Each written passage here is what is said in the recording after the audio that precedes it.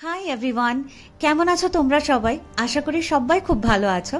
সেয়তী স্টোরিজের একটা নতুন ব্লগে তোমাদের সকলকে জানাই সুস্বাগতম আর অনেক অনেক ভালোবাসা। আমার থাম্বনেল মানে ভিডিওর থাম্বনেল আর টাইটেল দেখে তো নিশ্চয়ই বুঝে গেছো যে আজকে প্রথমবার আমি আর আমার হাজবেন্ড সৌরভ আমরা দুজনে মিলে জেরুজালেমে যাচ্ছি। তো আমাদের সত্যিই খুব এক্সাইটেড মানে আমরা হয়েছিলাম, কারণ এরকম একটা এক্সপিরিয়েন্স করা সত্যি আমাদের মনে হয়েছে অনেক বড় ভাগ্যের ব্যাপার। তো এখন যেটা দেখছো আমরা বসে আছি ওয়াইসম্যান ইনস্টিটিউটের ভেতরে, মানে একটা বেঞ্চের ওপরে, যেখানে এরকম একটা সুন্দর গাছের ছায়া ছিল, কারণ আমরা বাসের জন্য ওয়েট করছিলাম। তো বাস তারপরে দেখলাম যে ইনস্টিটিউটের মধ্যেই চলে এসেছে এবং ইনস্টিটিউটেরই ইন্টারন্যাশনাল অফিসের এটা মানে ওদেরই অর্গানাইজ করা একটা ট্যুর ছিল। তো আমরা প্রথমবার মার্সিডিজ বেঞ্জের এরকম একটা ভলভো বাসে উঠেছি, যার জন্য আমি বাসেরও একটা দেখো ভিডিও ক্লিপ নিয়েছিলাম, কারণ আমার মনে হচ্ছিল যে কোনোদিন তো মার্সিডিজ গাড়ি চড়া হবে না, তো মার্সিডিজ বেঞ্জের যখন এরকম ভলভো বাসে উঠলাম সেটারই বা কেন আমি ভিডিও করব না। তো আমরা বসে বসে কিছুক্ষণ সময় কাটাচ্ছিলাম, তারপরেই বাস পুরো ফুল হয়ে গেল। দুটো বাস নিয়ে এই ট্যুরটা আর কি অর্গানাইজ করা হয়েছিল, মানে অনেকেই আর কি ছিল আমাদের সাথে। তো ইনস্টিটিউটেরই সবাই, মানে যারা যারা আর কি গেছিল তারা প্রত্যেকেই ইনস্টিটিউটেরই এবং তাদের স্পাউসেসরা ছিল, রাদার ফ্যামিলিও ছিল। তো এই সব কিছু নিয়ে আমরা সত্যিই খুব মানে এক্সাইটেড ছিলাম, কারণ প্রথমবার এরকম একটা এত পুরনো শহর দেখতে যাব, যেটা নিয়ে অনেক ইতিহাস রয়েছে, অনেক রকমের কথা আমরা শুনেছি, বইতে পড়েছি, সেটাই নিজের চোখে আর কি দেখবো, এটা আমাদের কাছে একটা বড় পাওনা। তো দেখো যেতে যেতে যখন আমরা জেরুজালেম থেকে আর ধরো কিছুক্ষণের মধ্যে আমরা জেরুজালেম ঢুকবো, সেই মোমেন্টে এইটা আমরা দেখছিলাম, মানে পথের ধারে আর কি রয়েছে। সৌরভ বলছিল যে বহু বছরের হয়তো রক এটাতে, মানে একবার পরীক্ষা করলে জানা যাবে যে কত বছরের রক এখানে রয়েছে।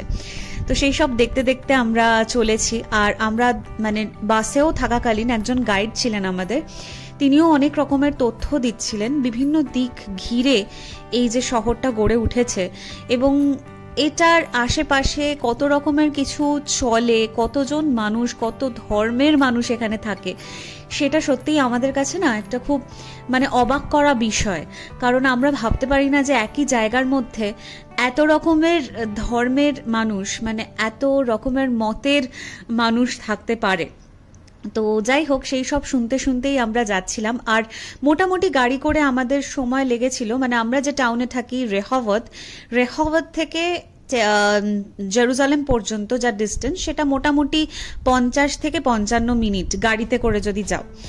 আর যেটা বলছিলাম যে আমরা শুনতে শুনতে যাচ্ছিলাম, ঠিক কথাই, নানান ধরনের ঐতিহাসিক তথ্য উঠে আসছিল এবং কি ধরনের পলিটিক্যাল টেনশন এখানে হয়েছে সেই সবও শুনতে শুনতে আমরা যাচ্ছিলাম। তবে বারবার ওটাই মনে হচ্ছিল যে 5000 পুরনো, মানে 5000 বছরেরও পুরনো ইতিহাস যে শহরের সঙ্গে মিশে রয়েছে, সেই শহরকে নিজে পায়ে হেঁটে দেখা, এটা একটা বড় ব্যাপার সত্যি বলতে কি। তো যাই হোক, আমরা চলে এলাম হচ্ছে মাউন্ট স্কুপুজে। মাউন্ট স্কুপুজটাই আমাদের প্রথম স্পট ছিল দেখার জন্য, এবং এখান থেকে খানিকটা বার্ড আই ভিউ পাওয়া যায় জেরুজালেম শহরের। এবং এখান থেকে তোমার ওই যে গোল্ডেন কালারের একটা স্তম্ভ মতন দেখতে পাবে, আর কিছুক্ষণের মধ্যেই সেটা আরো স্পষ্ট হবে। সেটাকেই বলা হয় ডোম অফ রক বা আল আকসা মস্ক। আল আকসার কথা আমরা অনেকেই হয়তো শুনেছি নিউজ পেপারে, কারণ কি ধরনের টেনশন সেই জায়গাতে চলে সেটা আমরা অলরেডি অনেকেই যারা খবরাখবর রাখি মোটামুটি তারা হয়তো জানবো। এবং সেইটার একটা মানে দূর থেকে আমরা ভিউ নিয়েছিলাম। ওখানে তো আর যাওয়া কখনোই মানে আমাদের পক্ষে তো পসিবল হবে না, কারণ ওটার জন্য প্রচুর রুলস এন্ড রেগুলেশনস রয়েছে, যেটা আমরা হুট করে চলে গেলাম জাস্ট ট্যুরিস্ট হিসেবে সেটা সম্ভব নয়। এই যে দেখো ডোম অফ রক বা আল আকসা মস্ক, তো এখান থেকেই পুরো শহরটার মানে ওভারঅল একটা ভিউ আমরা পাচ্ছিলাম, যেটা দেখে খুব ভালো লাগছিল। মানে এত সুন্দর একটা কালার কম্বিনেশন রয়েছে, এক তো হচ্ছে ক্রিমি হোয়াইট প্যাস্টেল কালার রয়েছে, তার সাথে নীল আকাশ, ওভারঅল একটা নীলচে আভাও রয়েছে। যদি পুরো শহরটার একটা দারুণভাবে ওয়াইড অ্যাঙ্গেলে আমি যতটা সম্ভব তোলার চেষ্টা করেছি। তো দেখো কালার প্যালেটটা কিন্তু খুব সুন্দর, একটা ক্রিমি হোয়াইট কালার রয়েছে, অ্যাট দ্য সেম টাইম নীল, তার সঙ্গে সবুজ, সব মিশে একাকার। তো রাস্তায় যেতে যেতে এই ল্যাম্পপোস্টে একটা অদ্ভুত জিনিস দেখলাম, আমি ঠিক জানি না এটা কি। সৌরভকে জিজ্ঞেস করলাম, সৌরভ বলছে সম্ভবত এটা লাইটিং, মানে সন্ধ্যা বেলায় হয়তো আলো জ্বলে। এই সাদা আর নীল যেটা দেখছো এটা বাসের লাইট, এটারই রিফ্লেকশন কাচের ওপর পড়েছে। আমি এই গোল চাকতি মতন জিনিসটার কথা বলছিলাম।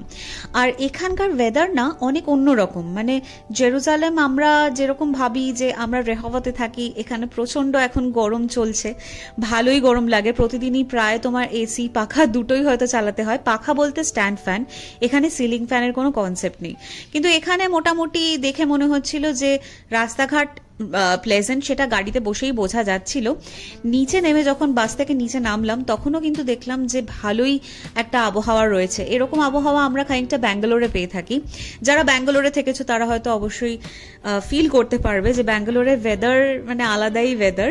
তো সেই ওয়েদারের সাথে খানিকটা মিল এখানকার ওয়েদারেরও ছিল। মানে জেরুজালেমের ওয়েদার কিন্তু একটু ডিফারেন্ট, যেহেতু একটুখানি মানে ওপরের দিক মানে হিলি এরিয়া রয়েছে এখানে কিছু কিছু জায়গায়।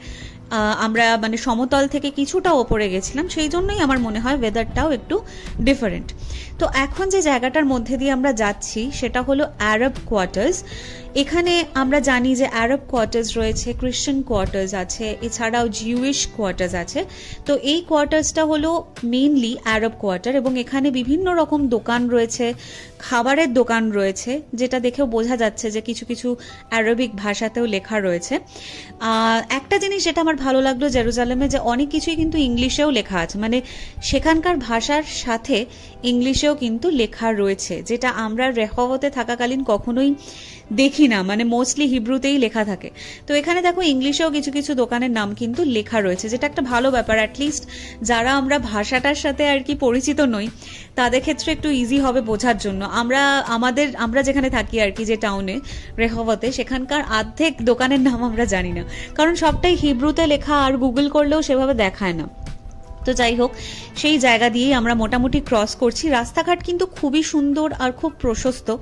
সৌরভ বলছিল একটা কথা যে এই শহরটার একটা নিজস্ব চারিত্রিক বৈশিষ্ট্য রয়েছে, এবং এরকম জায়গায় থাকতেও ভালো লাগে, মানে যে শহরের একটা চরিত্র রয়েছে। যেমন ব্যাঙ্গালোরেও আমরা থাকতাম যখন, তার একটা চরিত্র রয়েছে, কিন্তু রেহওয়াতে সেরকম কোনো ক্যারেক্টারিস্টিক নেই।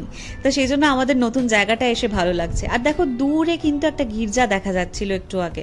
তো কিরকম অদ্ভুত লাগে না যে একই শহরের মধ্যে একদিকে ক্রিশ্চিয়ানরা রয়েছে, অন্যদিকে আরব কোয়ার্টার্সের মানুষরা রয়েছে, অন্যদিকে আবার জিউইশ লোকেরাও রয়েছে। এবং এখানে আমরা জানি যে আলট্রা অর্থোডক্স জিউইশ মানুষরা থাকেন, যাদের সাথে মানে এমনি আমাদের যে একটা তোমার জগৎ রয়েছে, সাধারণ মানুষের যেরকম জীবনযাপন রয়েছে, তা থেকে কিন্তু অনেকটাই আলাদা।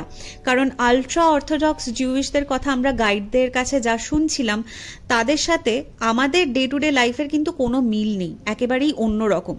তো তাদের অনেকটাই মানে অনেক অংশে দেখো বেশি দেখা যায় এই চত্বরটাতে। এই চত্বরটা হলো ওয়েস্টার্ন ওয়াল এরিয়া, মানে জেরুজালেমের ওয়েস্টার্ন ওয়াল এরিয়া। এইখানে আমরা মূলত এসছিলাম, মানে এটা একটা আমাদের স্পট ছিল যেহেতু আজকে ঘোরার মধ্যে।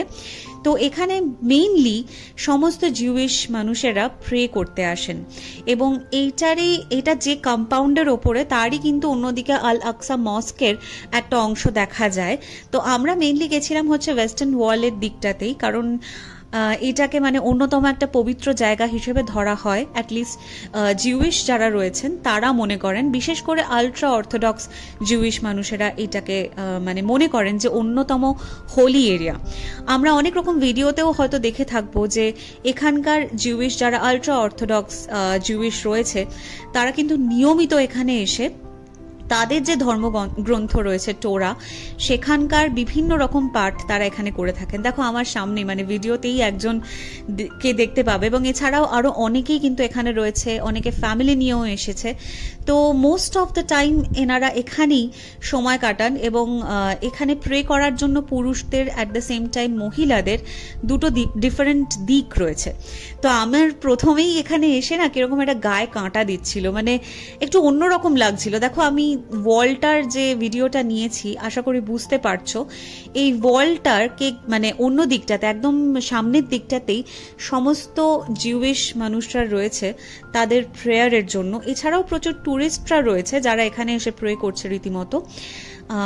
আমার মানে এখানটা আসার সাথে সাথেই না কিরকম একটা গায়ে কাটা দিচ্ছিল, আর কিরকম একটা অদ্ভুত ফিলিং হচ্ছিল ওভারঅল, যে এতগুলো মানুষ, এতটা তাদের আবেগ মিশে রয়েছে, তাদের আশা আকাঙ্ক্ষা, সব কিছু নিয়ে তারা এখানে এসে উজাড় করে দিচ্ছে, প্রে করছে মন দিয়ে।